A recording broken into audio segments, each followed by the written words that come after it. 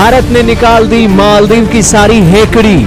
नए साल के मौके पर भारत पहली रैंकिंग से 5वीं रैंकिंग पर गिरा। मालदीव के राष्ट्रपति का भी जल्द से जल्द हो सकता है इस्तीफा। जी हां दोस्तों, इस वक्त की बहुत ही बड़ी खबर आ रही है भारत और मालदीव से। नया साल क्या चढ़ा है, मालदीव के लिए बुरी पर बुरी खबरें आ रही हैं। हाल ही के दिनों में आपने देखा कि मालदीव की संसद के अंदर किस तरीके से जो मंत्री आपस में लड़ रहे हैं, और ताजा मामला यह निकल रहा है कि मालदीव की ओपोजिशन मालदीव के राष्ट्रपति को इंपीचमेंट करने के लिए, अविश्वास प्रस्ताव लाने के लिए भी तैयारी कर रही है।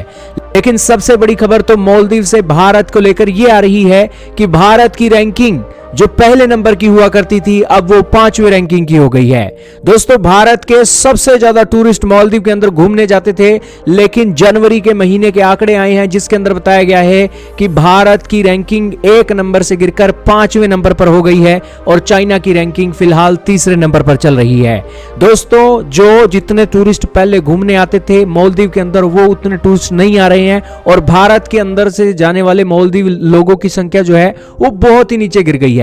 कितनी नीचे गिरी है, आइए इसके बारे में जानते हैं। आपके सामने एक चल रहा है, डाटा चल रहा है जिसके अंदर बताया गया है कि 2 जनवरी को क्या एक आंकड़ा था।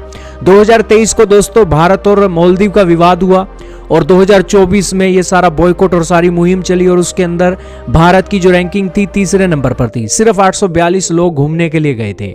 फिर दोस्तों आंकड़े निकलते हैं 21 जनवरी के, जिसके अंदर बताया जाता है कि भारत की रैंकिंग 5वें नंबर पर खिसक गई है और मात्र 9,744 लोग यहां पर घूमने गए हैं और चाइना की रैंकिंग 10,113 के साथ 4थे नंबर पर है।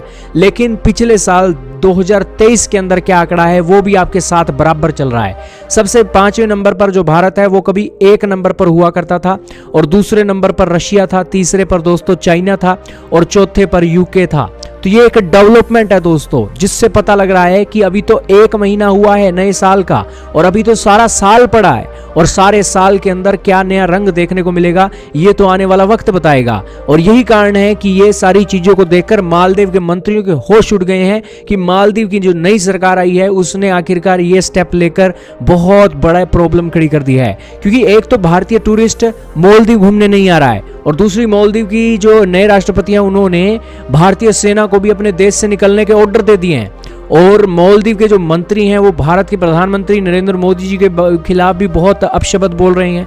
तो ये सारी डेवलपमेंट जो है बहुत परेशान कर रही है। और बीते दिनों ही रिपब्लिक डे की सेलिब्रेशन हुई, उसमें भी ओपोजिशन पार्टी के ऑफिशियल जो हैं वो वहां पर भारत का रिपब्लिक डे की सेलिब्रेशन मनाते हुए दिखाई दे रहे थे।